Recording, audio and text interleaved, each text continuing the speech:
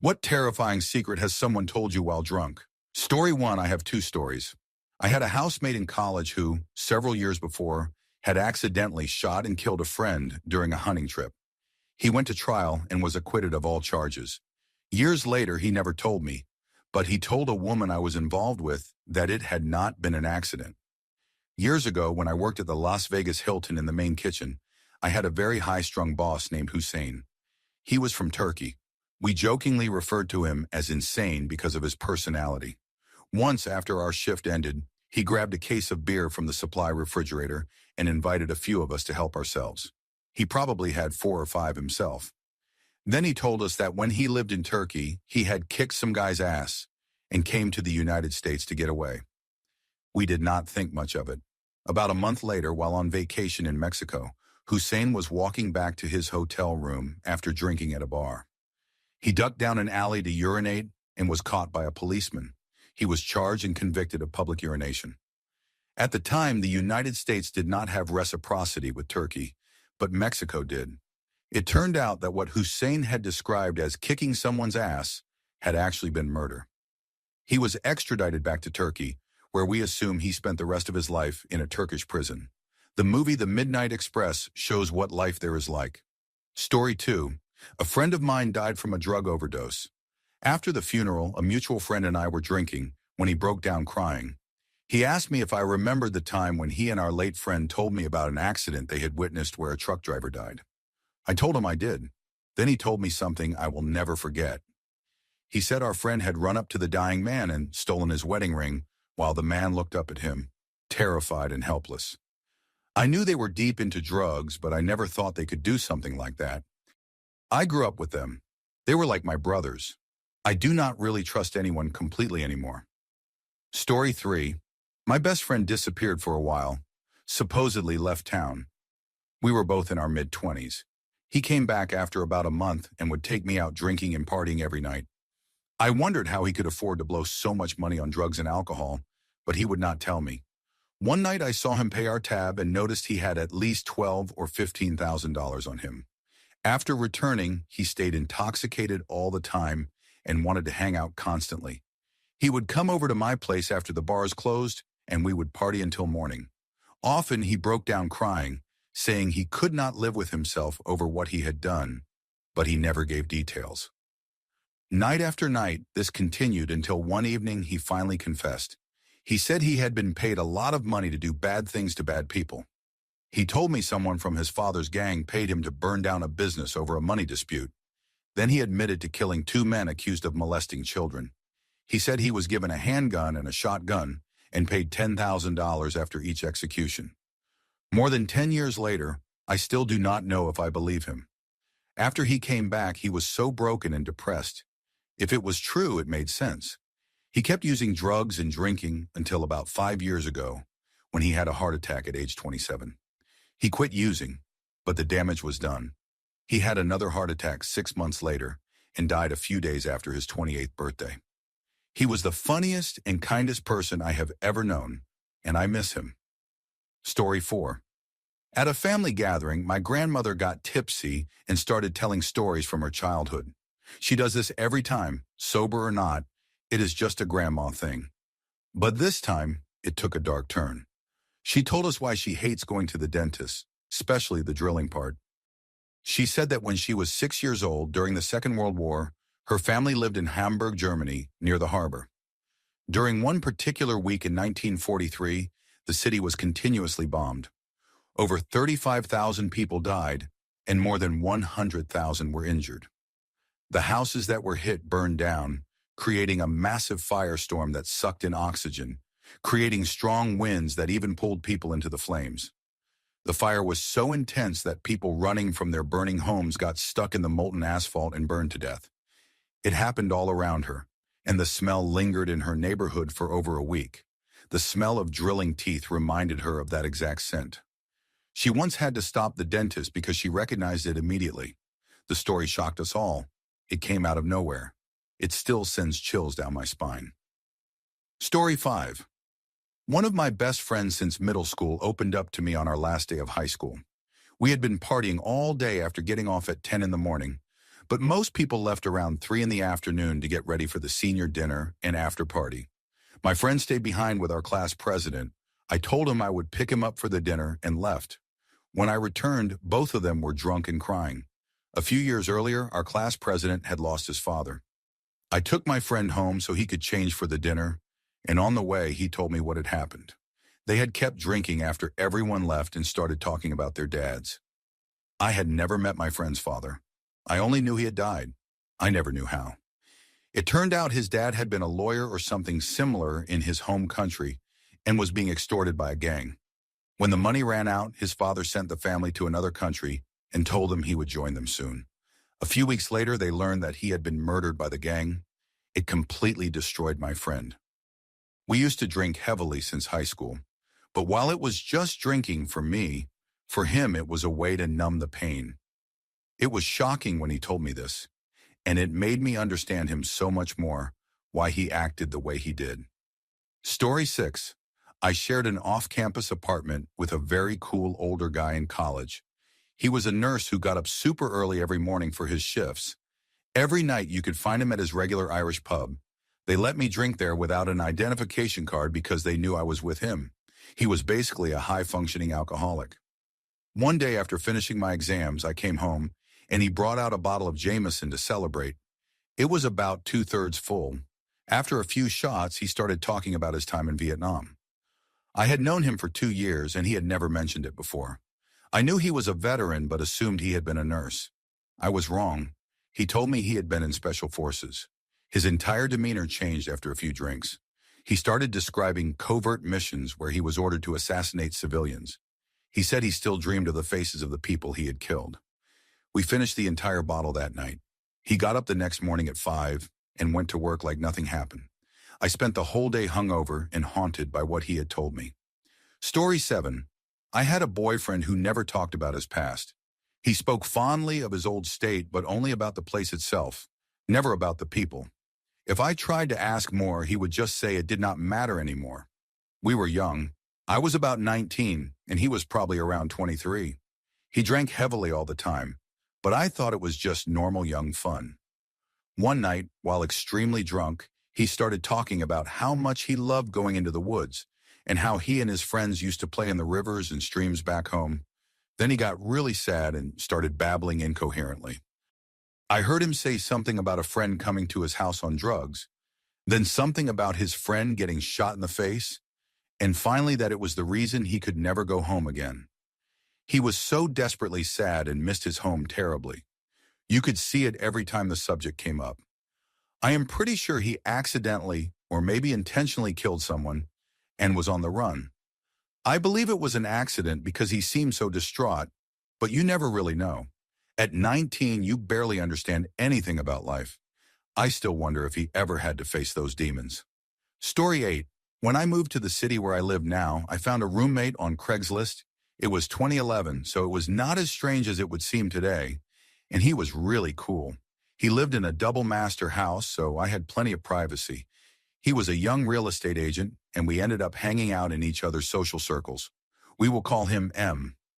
He developed feelings for a girl who happened to become close to me, and when those feelings were not reciprocated, he started getting weird and resentful toward me. Over time, I discovered that M had a serious drinking problem. I would get home from work around 1 in the morning, and it was common to find him passed out on the couch after finishing one of those cheap 1-liter bottles of wine. One night, I came home early and noticed him sitting in the dark with his back against the couch. I asked if he was okay, and I could immediately tell he was emotionally distressed. Sitting next to his half-empty bottle of wine, he began telling me that when he first moved to the city, he caught his girlfriend in bed with another man and shot and killed him. His girlfriend fled the state, and because it happened in a rough neighborhood, the police never paid much attention, so he got away with it. He said he thought about it all the time. I quietly excused myself and went upstairs, completely terrified. The next morning, he asked me what time I had gotten home because he did not hear me come in, meaning he had no memory of confessing to murder. I had my dad help me move out the following week, and I never mentioned it again. Story 9. When I was 16, my mother's first husband, my biological father, got extremely drunk after she left him that very day. He told me that I was never supposed to have been born and that I should have died with my brother. I asked what he meant by my brother, since I had no siblings, and he confessed that he had beaten my mother so badly while she was pregnant that she ended up in the hospital. I survived, but my twin brother died in the womb. At the time, my mother's English was not very good since she was Polish, so he told the doctors she had fallen down the stairs. He threatened to have her deported and used me as blackmail if she ever told anyone. Soon after, I followed her once she found a place to stay. I asked if she had anything to tell me about my birth, and she told me the same story. I guess that explains why I always felt like I was missing a part of myself. Story 10. My mother once told me a story while she was drunk. She had been pregnant before me, but her boyfriend at the time was not ready for a child, so he kicked her in the stomach until she miscarried. For revenge, she had a friend who was a sex worker seduce him, take him to a hotel room, and tie him up. My mom then described how she took a baseball bat and broke as many of his bones as she could, even throwing water on him to keep him conscious. She was never tried for it, so I assume he survived. I had heard the part about her being kicked until she lost the pregnancy before, but the story about the baseball bat was new. She has never mentioned it again. Story 11. My girlfriend at the time confessed that she had only started dating me because I was a relatively big guy, and she felt safe with me after being sexually assaulted about a month before we met. I already knew about the assault, but not that part. It explained a lot of the problems in our relationship. We had made out at a party, word spread, and suddenly all the guys who used to hit on her stopped. From that point on, she decided that pretending to date me was worth it because she finally felt protected. On one hand, I understood and was glad that I could somehow help her heal from the trauma. But it hurt deeply to realize the girl I loved only saw me as a bodyguard. Later, I found out she often flirted with other guys behind my back, knowing they would never actually pursue her because of me, and eventually she did cheat on me. I fell into a deep depression and could not tell anyone the real reason why, because if that story had gotten out, it would have destroyed her far more than any revenge ever could. Story 12. This happened to me when I was drunk right after finishing high school. I was at a small get-together with a few friends, and I got both high and drunk. At the time, I was not on any medication, and I ended up having a really bad trip and getting into a terrible headspace. I had previously tried to take my own life, and literally no one knew. I had rope burns on my neck afterward and spent a week or two hiding them by shrugging my shoulders and keeping my hoodie up during class. That night, surrounded by the people closest to me, I put my hand on my best friend's shoulder and told him everything. It got super quiet for about 2 seconds before he hugged me, and then the rest of the boys joined in for a group hug. In that moment, I went from suffering silently and alone to realizing that I had an entire circle of people who genuinely cared about me. No matter what I was going through, whether it was about some girl, some guy, or my own mental struggles. Story 13. It did not go unanswered, but I found out about it before the guy was arrested. I knew someone in high school who made one really terrible decision. He confessed it to me one day while we were skipping class. He came in drunk and visibly shaken. He told me that he and a couple of friends had gotten into an altercation with a man at an apartment complex early in the morning after drinking. It started as a fight, 3 of them against one man. As anyone with common sense knows, alcohol and street fights never mix well. He said the man fell down some concrete stairs and cracked his head open during the brawl, and that was how he died, or so he told me. I later found out that the truth was far worse, and that he had lied about almost everything. The group panicked after realizing what they had done, and decided to dismember the man's body in their garage. I was not told all the details, but apparently they cut him up, stuffed the remains into trash bags, and planned to dump them in a river. I do not know exactly how they were caught, whether they turned themselves in or someone reported them, but later that same day, 2 police officers came to our school cafeteria and arrested him. I never saw him again. He always swore he had only been an accessory, but when the case details came out, it turned out he had been one of the main perpetrators. The victim was mentally ill, and there had not been a 3-on-1 fight at all.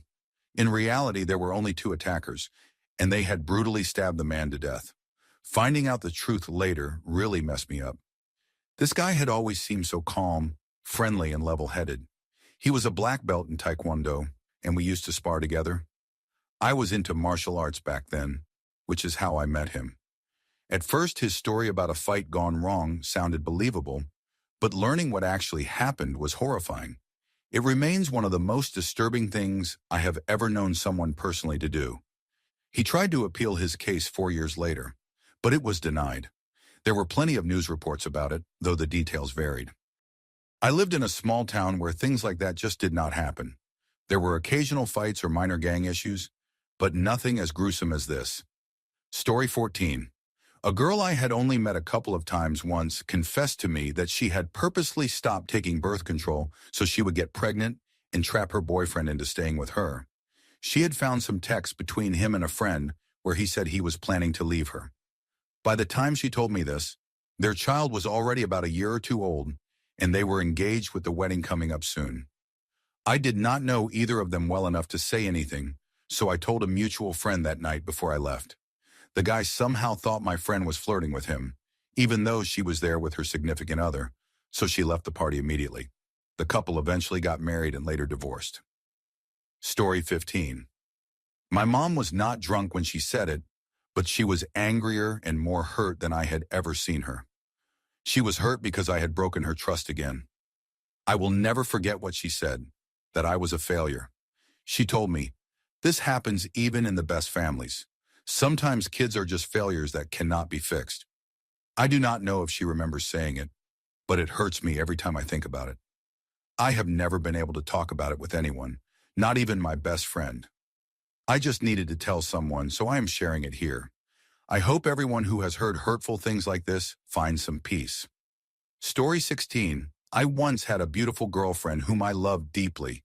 One night she got really drunk and told me she wished I were more handsome, that I was ugly. But if I were better looking, I would be perfect. For what it is worth, I am not bad looking, though I have never considered myself attractive. I usually try not to offend anyone, even though I am known for being quick with a comeback when I feel hurt. But that comment crushed me so badly that I could not say a word. I just wanted to cry. Looking back, I wonder why my self-esteem was so low that I stayed after something like that. I was already bruised by life and did not think I deserved better. A couple of weeks later, I brought it up, and she said she did not mean it, but I knew she did. In wine, truth. So I finally said what I wished I had said that night.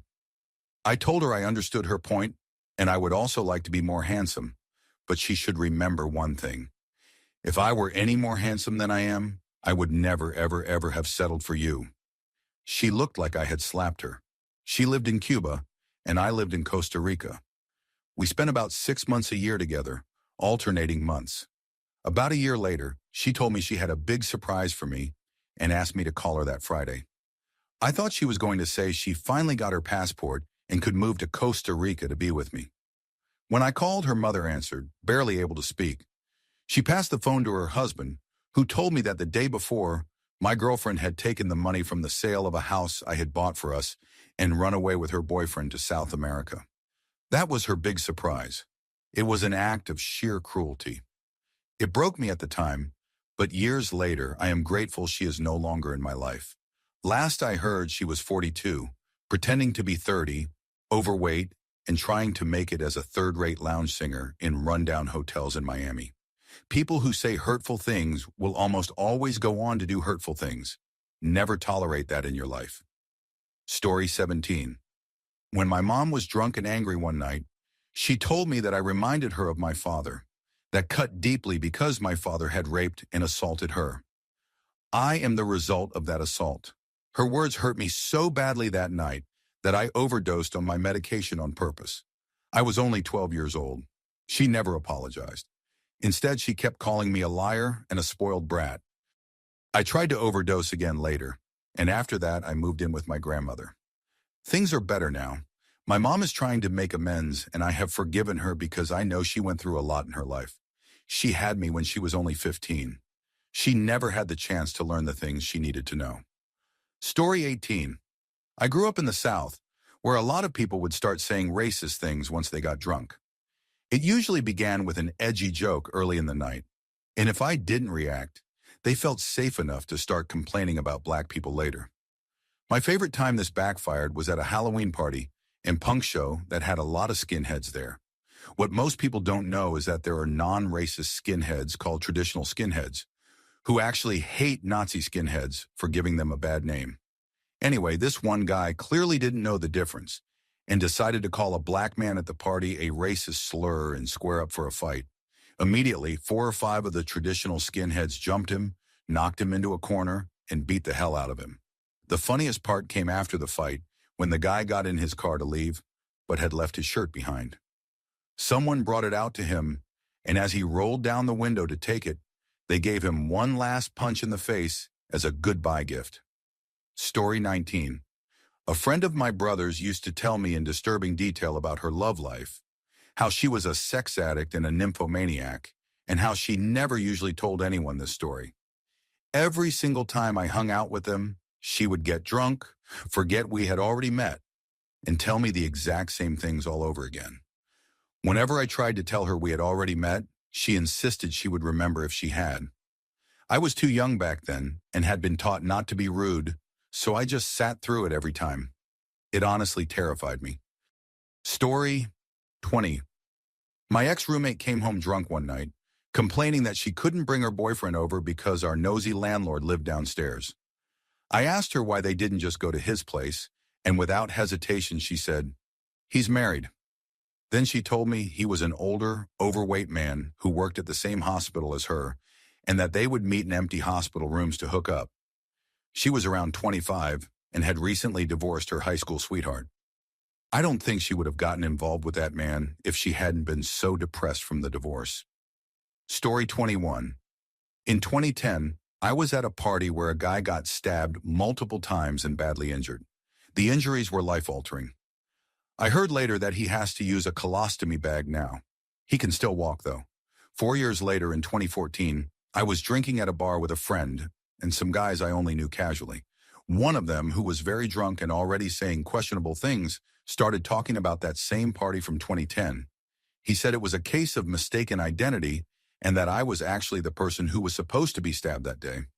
I don't think he was lying because, first, he said he was at the party, which was easy to verify. Second, I knew he used to hang around those types of people. And third, around that time, someone had shown up at a place I used to frequent asking for me by name in a way that made everyone there uneasy. He explained that someone might have wanted me dead because of a falling out I'd had with a friend. We had been close, but he got jealous when I became better friends with another guy. Eventually, he and that friend got into a fight, and he got completely humiliated, beaten badly, and I didn't defend him because he had made an inappropriate joke about being with an underage girl. That was probably why he grew to hate me.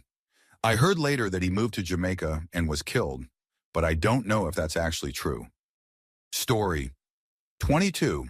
I once dated a man who confessed to me that when he was a teenager, he had killed someone in a bathroom at a rest stop in New York with a lead pipe. He said it had been some sort of retaliation for a friend, and there had been a whole group of them, but he was the one who delivered the fatal blow. He told me this while visibly emotional and remorseful, not proud or reliving it with satisfaction. I tried to stay calm and sympathetic at the time, but deep down, I was terrified. We had only been together for a few weeks when he told me this, and I got out of that relationship as fast as I could. I wanted no part in being close to someone who carried that kind of past just beneath the surface. Story 23. One night, my friend was high on acid and got unusually talkative and honest. He told me about a time he had gone to the local red light district and decided to hire someone for the night.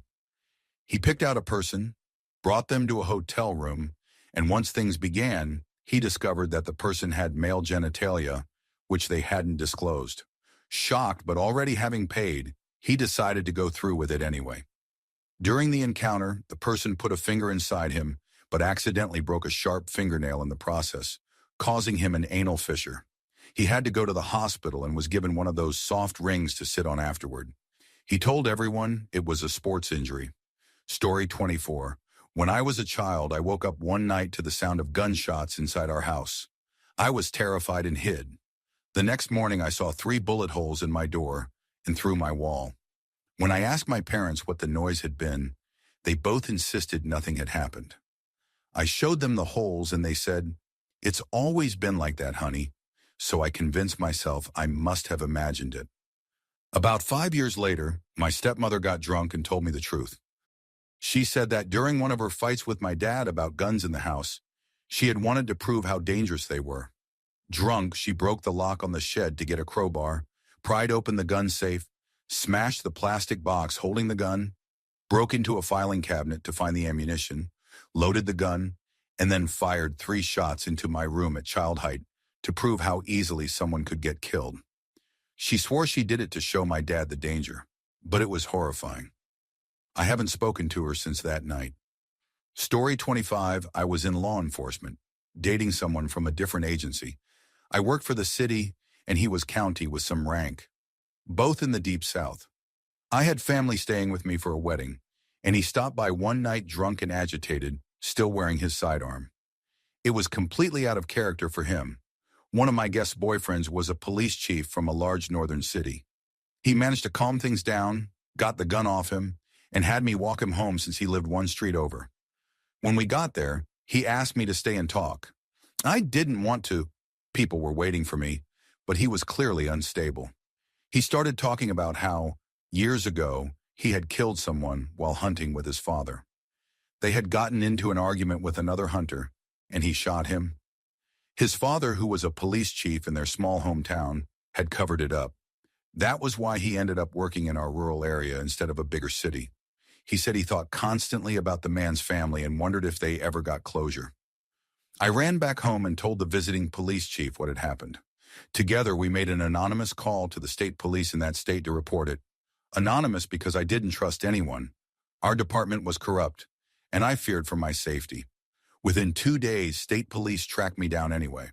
My friend vouched for me, explaining the man's drunken state and the weapon incident. What followed were months of harassment and intimidation. My phone number and my family's numbers were shared. People called my mom to spread rumors about me. Cops would run my license plates wherever I went and broadcast my location over the radio. Friends tried to intervene with the sheriff, but it never stopped. I sank pretty low, even tried to ruin a few careers with information I had, and I'm not proud of that. Eventually, I gave up, packed my car, and left. I never worked in law enforcement again. The state police said they found some possible matches for the case he described, but his father had alibis for each time frame, backed by his officers. The man I once dated eventually transferred to a larger metropolitan department and probably went on to have a spotless record. When I visit home, I occasionally see old colleagues who never stood up for me. I pretend not to know them. My former boss, who played a big part in getting me fired, eventually fell from grace and died years later. I once heard he said vile things about me during an employment check. That's who he truly was. Not the kind old man who once recruited me from the academy. I'm not angry anymore. If I had stayed in law enforcement, it probably would have killed me. I would have lived a small life, married another cop or firefighter, spent my nights at Applebee's, and never seen the world beyond that town. Leaving saved me, but I'll never forget that a murderer and an entire department that protected him still walk free, along with the many officers who joined in tormenting me until I left. Someday I might write a book about it all. There was so much corruption for such a small place, and some of the crimes that happened there made national news. The things I saw behind the scenes could fill volumes. Story 26. I had a really close friend and roommate who was what you might call troubled, but he was also one of the most amazing people I knew. He had spent much of his 20s in the Army, then followed the Grateful Dead for a while before going to architecture school, which was where I met him. He had a strange temper that would flare up maybe once a year, but otherwise he was a great guy, funny, loyal, and kind. One night around 3 a.m, we were sitting on the roof after a night out, just vibing and enjoying the rare warm weather. We were both pretty drunk, and as we talked, he started opening up. From what I could piece together back in high school or shortly after, he had been racing his car while drunk with a girl in the passenger seat. He lost control, wrapped the car around a tree, and she didn't survive. He had walked away physically fine, but that guilt followed him for years. It explained a lot. why he drifted through the army and spent years wandering before trying to build something new in his life. We never spoke about it again after that night, and eventually we lost touch. Story 27. When my then best friend got blackout drunk, she confessed that she had cheated on her husband right after telling him they needed to separate with a guy she had only met once. That, on top of all her other selfish behavior, was the final straw for me. She used to dump her kid on me in the middle of the night while she went off drinking or sleeping with random guys without even telling me beforehand. She blamed me for all of her problems and constantly gaslighted me. It was a miserable 6 months of being manipulated and used. When she got back together with her awful husband, I cut her off completely. So if you ever read this, Emily, screw you. You're a terrible person. Story 28. While in Peru for research for a book, I was at an art show late one night and met a 17-year-old from Hamburg, Germany. We were all exhausted, but we started talking, and I asked him what he was doing in Peru. He told me he was in hiding and had fled Germany. About a year earlier, he had participated in a protest that turned violent. People were throwing rocks at the riot police, and someone handed him a lit Molotov cocktail. When he threw it, it landed inside a police car and killed 2 officers. He said he couldn't live with himself afterward and had come to Peru to dedicate his life to becoming a shaman and helping others as penance. His story has stayed with me ever since. Story 29. This one isn't terrifying, just interesting. I was splitting a cab with a guy who was very drunk and texting his crush, saying how in love he was and how he didn't want to mess things up. I tried to take his phone so he wouldn't embarrass himself, and he handed it to me before passing out. When I looked down, I saw the name of the person he was texting and realized it was a man. He had never told anyone he was gay. I quietly held onto the phone until we got to our stop and gave it back to him. I never said a word about it, and he never brought it up. That was 6 years ago, and as far as I know, he's still publicly straight. Story 30. A longtime friend's girlfriend of about 6 months told me and my roommate after a party that she really liked my friend and thought he was a great guy but wasn't sexually attracted to him. She said she planned to break up with him the next day. About an hour later, he woke up, came downstairs smiling, and was completely unaware of what was coming. My roommate and I just quietly went to bed to give them space.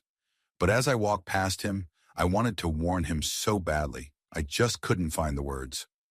Story 31. After college, I was living with my grandparents to help out because my grandmother was bedridden and in poor health. One night, I got home from the bar after meeting friends for drinks. I grabbed a beer in the kitchen, and my grandfather joined me. We talked for a while and had a few more drinks together. Eventually, he started telling me about his time in Vietnam as a tank operator and instructor. He told me about a young man who went through his training course who clearly wasn't cut out for combat. He and the others decided the best way to save the guy's life was to get him medically discharged. So they dropped a 300-pound piece of armor plating on his legs to send him home. It was shocking, but in a dark way, I understood they were trying to save him the only way they knew how.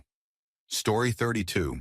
We run a fairly large adult entertainment business and have been successful for years. We never told my parents the full details because we value discretion. About 3 years ago, my dad called out of the blue, absolutely furious, accusing us of lying to him. He then called my siblings, who laughed at him because they already knew. It wasn't a big deal. The truth is, the business started as a side project when my wife was a fetish artist and model. After a few years, she stopped performing and began managing the business full-time, handling payroll, accounting, taxes, and helping other models. However, old clips and images of her still circulated online, and some of them couldn't be removed even if we wanted to. For about 6 months, my dad sent endless threats about taking our kids away and acted like a complete bully. To try to smooth things over, I agreed to go on a weekend trip with him to talk and hopefully repair our relationship. Over dinner, after getting drunk, he confessed that he had spent a lot of time tracking down my wife's old material online and was sharing it with his friends on Facebook, men like him who wore MAGA hats and made disgusting jokes. He bragged about it as though it were funny, when in reality he and his group were using my wife's images for their own gratification. It took everything I had not to punch him right there. I was seconds away from hitting him, but the restaurant was crowded and I knew it would just look like I'd attacked an old man. 3 years later, we're still not okay. I've never been so disappointed in someone in my entire life. He lost any moral high ground he ever thought he had. Story 33. My dad and I have always had a strained, distant relationship. I grew up with my mom and stepdad, and I have a half-sister through my dad. But neither of us is close to him now. Last August, I called him to wish him a happy birthday. He answered completely drunk, slurring his words. I was pregnant at the time, and I said something like, "Next time we see you, you'll have a granddaughter." Something about that made him snap. He started ranting about how he had been a terrible father, that my sister wanted nothing to do with him, and that he regretted being a bad husband to both our mothers. He said if he had been more involved, his daughters wouldn't hate him now. I tried to reassure him, but he just yelled over me. Then he started mumbling incoherently and said that neither of us would care if he died, that he should just die. Then he hung up on me. I called him back several times, but he didn't answer. I texted him later, telling him I didn't mean to upset him, that I just wanted to say happy birthday and tell him I loved him. When I texted him a couple of days later, he responded as if nothing had happened. Story 34. My old roommate once drunkenly tried to convince me that his girlfriend was in no way attractive, physically or otherwise. I was sober and tried to say that everyone is beautiful in their own way, but he was relentless about insisting she was hard to look at and that there was not a single thing about her that anyone could find appealing. The worst part was that this happened the night before she was moving to Canada to join him, and I was the one picking her up at the airport. They had dated for about a year before he moved, and he and others who knew her constantly said how annoying and not very bright she was. I knew far too much about what he disliked about her and almost nothing about what he actually liked, though they did seem to have some kind of connection. Before she came to Canada, I used to defend her, or at least try to stay neutral when people from their Irish circle talked badly about her. They warned me that living with her would be a nightmare, and they were right. She was exhausting to be around and didn't seem to notice or care that everyone found her unbearable. She thought she was a social butterfly and inserted herself into everything, even when people clearly didn't want her there. The Irish immigrant community in our city tolerated her because she organized events and did all the hard work, giving them something to gossip about. It was a toxic mix, her need for attention and their need for drama. I eventually realized how toxic they all were and moved on with my life. Also, she used to go into my room and rummage through my laundry without asking. Yet the one time I closed her window during a storm while she was away, she lost her mind, screaming about boundaries without even acknowledging that she constantly violated mine. Story 35. My crush, who had also been my best friend for about a year, and I got drunk one night after my messy breakup. I spent $100 on drinks for us at the bar, and later we ended up at a party together. While hugging me, he suddenly told me that he knew his best friend had raped me. About 7 months earlier, I had gone to visit that same best friend because he promised to let me record a song in a real studio. He was a musician, and I was a singer, so of course I was excited. But when I got there, it was all a lie. He viciously raped me instead. I never told anyone because I knew everyone loved him, and I didn't think anyone would believe that a flirty girl like me could have been raped. So I stood there shocked as my crush looked at me and said he knew. Then he added, "It's just a guy thing." You wouldn't understand. He actually said the word rape and still tried to justify it. I called an Uber and never spoke to him again. Story 36. My grandmother survived the Holocaust and used to tell me stories about her experience when she was sober, mostly about starvation and being taken from her home. I think she told me those milder stories to make sure I understood that the world isn't all sunshine, and it gave me a sense of perspective growing up. But one night, during a family gathering when she was drunk, she took me aside and told me the darker truth. Her older brothers were twins, and they were victims of Joseph Mengelé's horrific experiments at Auschwitz. She told me that she had been forced to clean the room where they were murdered and to help move their bodies into a pit. She said she could never look at my twin cousins because they reminded her of her dead brothers. Whenever she saw them, she said all she could see were their lifeless eyes, their bodies, and the smell of death. She said she could still remember their blood on her hands. Hearing that broke something inside me. I had never known about the twin experiments before that night, and realizing what she had lived through changed the way I saw everything. Story 37. For my friend's 21st birthday, we went to a local bar. He got wasted, but I stayed sober since I was the designated driver. Later that night, he opened up to me and confessed that he was a pedophile. He said he had never hurt a child and never would, but that living with those thoughts was unbearable and had made him deeply depressed. The next morning when we talked about it again, he said, "I'll leave. Just please don't tell my mom." I told him it wasn't his fault for having those urges, but that we should find a way to get him help. 4 months later, we're still best friends, and he's taking medication that reduces his sex drive. It's sad how quickly people would cut someone like him off without understanding. It's not their fault unless they actually harm a child. Story 38. My friend was blacked out, and I was very drunk. We were venting about how some male friends can be creepy, harmless things at first, like hitting on you when you've made it clear you're not interested.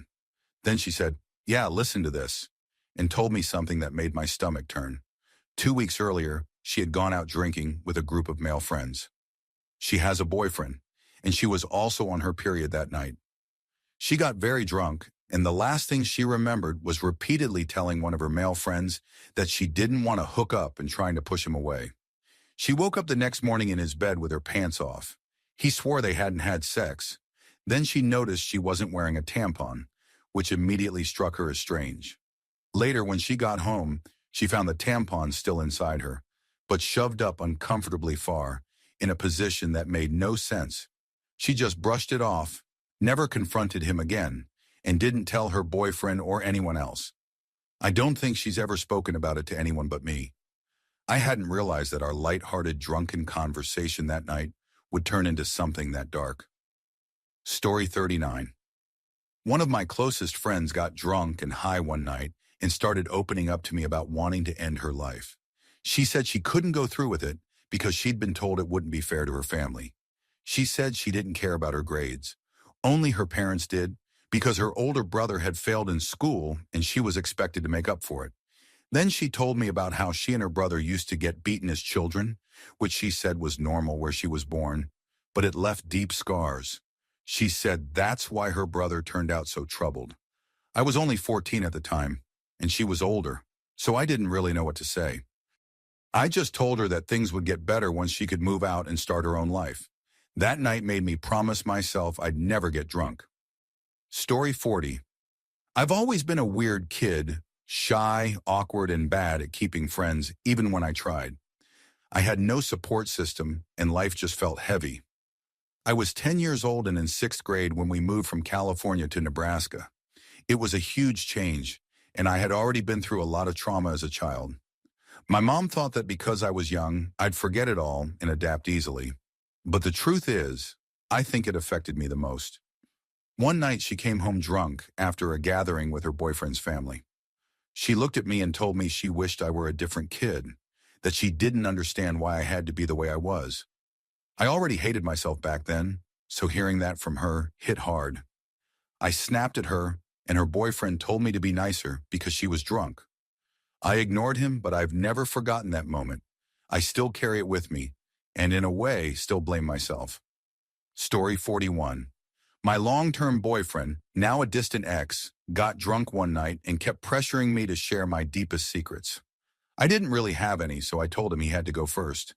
His tone instantly shifted, and he confessed that when he was in high school, his first cousin came to stay with his family, and they ended up sleeping together multiple times.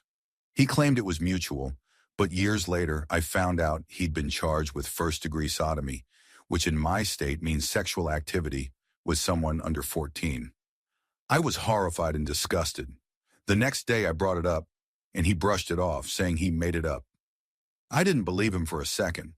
Thinking back, every time his cousin was at family gatherings, she was quiet and withdrawn, especially when he was around. I'm convinced he assaulted her. I'll probably never know the full truth, but I broke up with him not long after that. Story 42. Back in college, I was drinking with my roommate at our Catholic university. We were playing Halo and taking shots. Probably 9 or 10 each when he suddenly broke down crying. He told me he hated himself and that since childhood, he had struggled deeply with his gender identity. He said he'd attempted suicide multiple times and had once tried to talk to his parents about it, but they called him a sinner and threatened to cut him off financially unless he went to a Catholic college to set him right. He chose ours because it was 4 hours from home, far enough to stay on campus during breaks and avoid them. Despite it all, he kept pretending to be fine, desperate for their approval.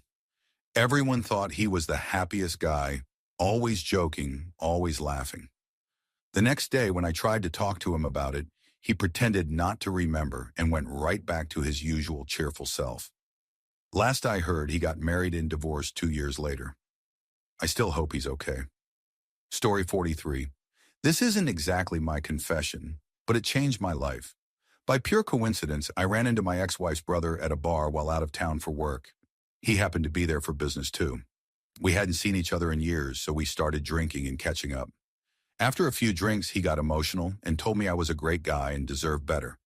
I laughed it off and said, "You realize you're talking about your sister, right?" That's when he told me the truth. She had only stayed with me for money and had been cheating on me with one of my coworkers. At the time, we were already struggling and had been going to counseling for about 3 months, but hearing it from him hit hard. I didn't want to believe it, but after she skipped 3 straight counseling sessions while I sat alone in the lobby waiting for her, I confronted the guy. He confirmed everything. I filed for divorce immediately. Even though she admitted to the affair in court, I still ended up paying off all her debts. Years later, I'm still grateful her brother told me the truth that night. If it hadn't been for that random encounter in a bar neither of us had ever been to, who knows how long I would have stayed trapped in that miserable marriage. Story 44. A man who used to be my husband's friend once told me something horrifying while he was completely drunk. He laughed as he confessed that 35 years ago, he had raped a disabled girl multiple times when he found her alone. He said he knew no one would believe her because of her disability and that he used to torment her afterward by hanging around the small store her parents owned whenever she was there, just to watch her fear. He admitted he enjoyed the power he had over her, even long after the assaults. That poor girl couldn't speak and was also deaf. Her parents never knew what happened. They thought she was acting out and had her institutionalized out of fear she'd hurt herself or someone else. She spent time in a facility before eventually moving to a group home after her parents died. Meanwhile, that monster still lives in town, respected and well-liked, pretending to be an upstanding man. My husband and I cut him out of our lives completely after that night. But the thought of what he did and how he got away with it still makes me sick. Story 45. A Vietnam veteran who was a regular at the bar where my roommate worked once told me a story that has haunted me ever since. He said that a few months after coming home from the war, suffering from what was then called shell shock, he went on a 3-day LSD binge. During that trip, he vividly remembered seeing what he thought was a young Vietnamese girl running toward him with a bomb strapped to her back. In his drugged, traumatized state, he used a bayonet to kill her before she could reach him, believing he was saving his unit.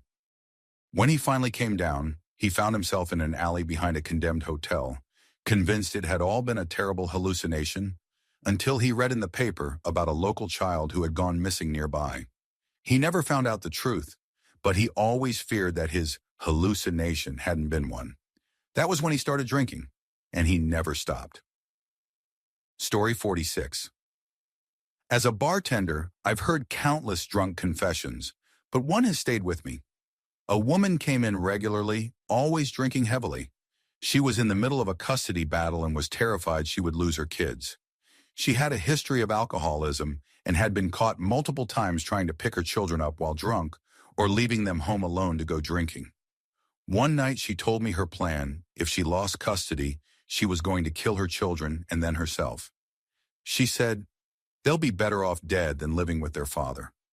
I was horrified and had no idea what to do at first, but I called a friend who works in mental health. She told me to report it immediately, so I went to the police. The next morning, detectives visited the woman, and she told them the same thing she told me. We banned her from the bar after that, but I still saw her name pop up in the local police blotter later on. She lost custody, kept drinking, and never got help. I'll never forget that night. It was the first time I felt the weight of a confession that could have cost lives.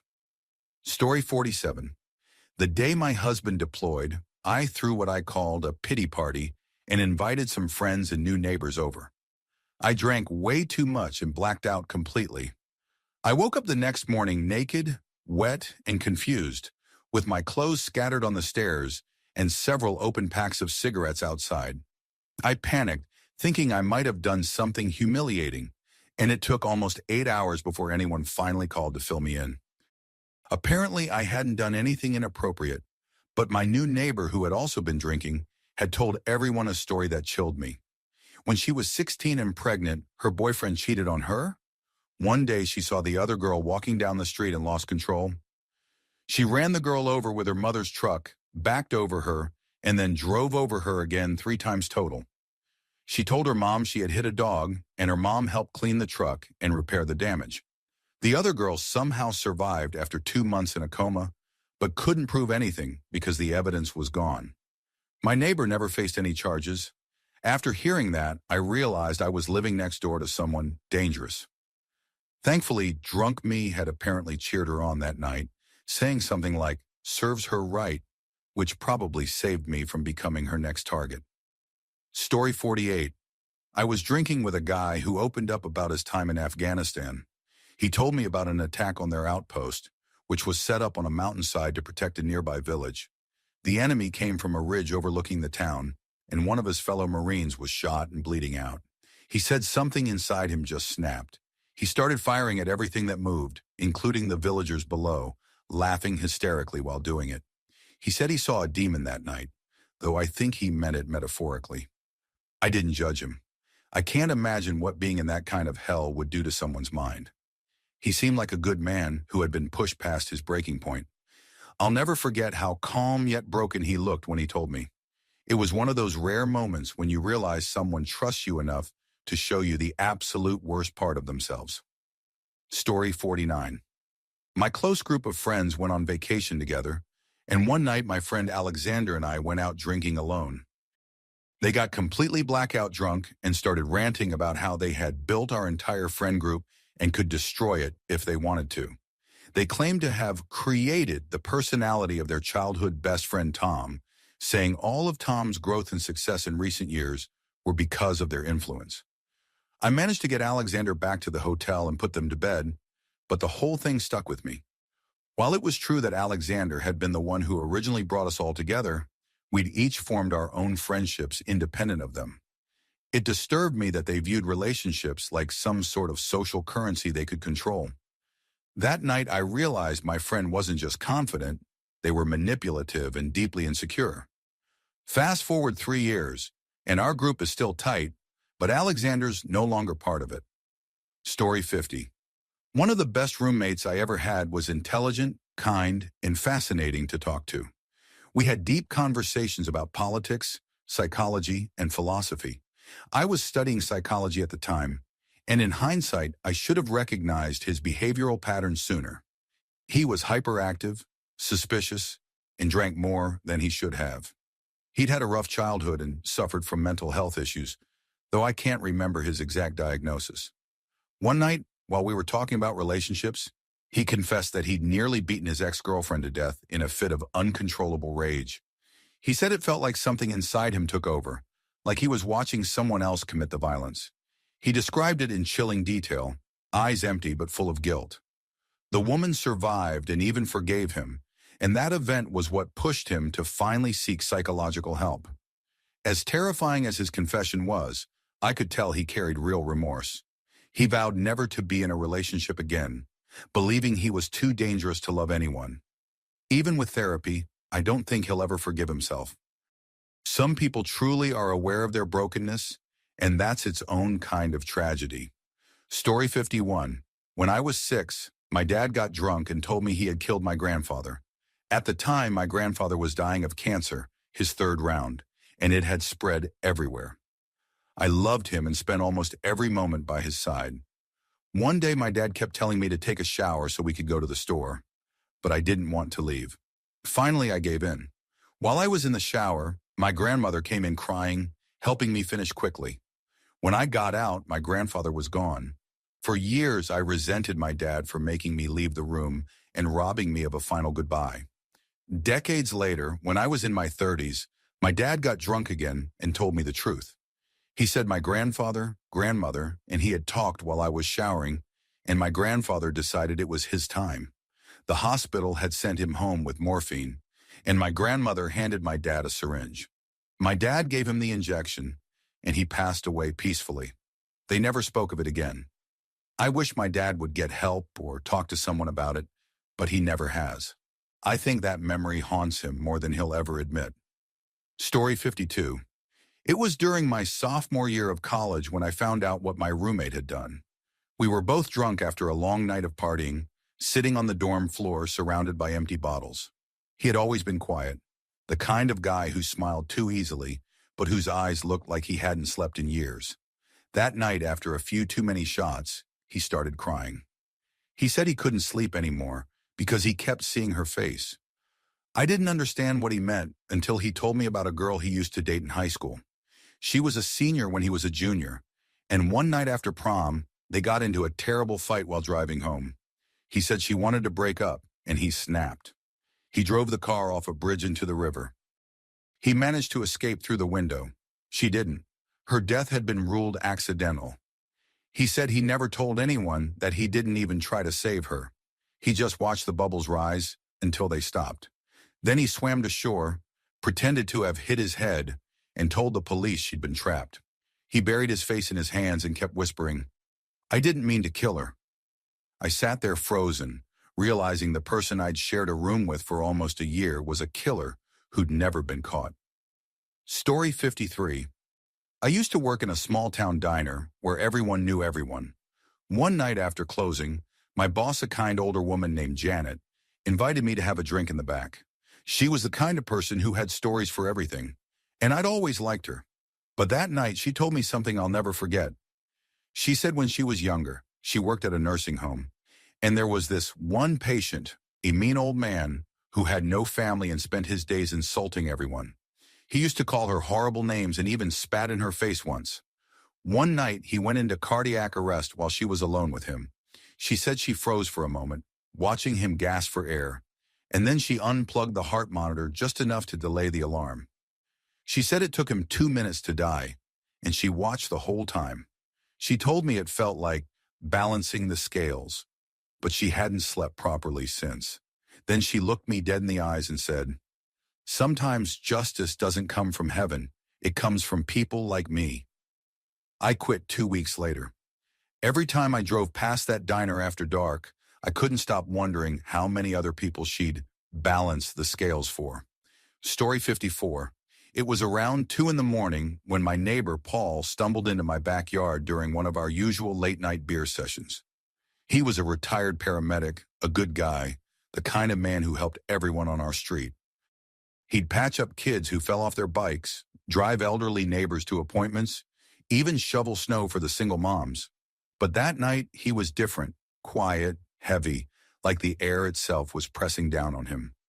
After a few beers, his voice started to shake.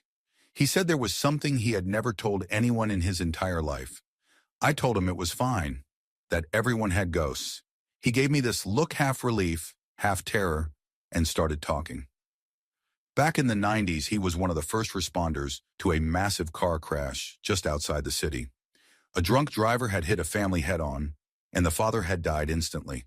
The mother was trapped in the front seat, bleeding badly but conscious, and their 5-year-old daughter was pinned in the back seat. Paul said when he got there, he realized immediately that the little girl wasn't going to make it. Her spine was crushed. He told me he saw the panic in the mother's eyes, the way she begged him to save her child, and something in him broke. He said he reached into his kit, pulled out a syringe of morphine, and injected it into the girl's IV. She went quiet, he whispered. Peaceful. No more screaming. He told me the mother never knew the official report said the girl had died before the ambulance arrived. The father was gone, the mother lived, and the paramedics were praised for their response. He said he'd convinced himself it was mercy, that he'd done the right thing. But every time he hears a child cry now, he feels like he's back at that wreck, holding the syringe, deciding who gets to live and who doesn't. He started crying so hard that night I had to help him back to his house. The next morning, when I saw him on his porch watering his plants, he waved like nothing had happened. He never mentioned it again.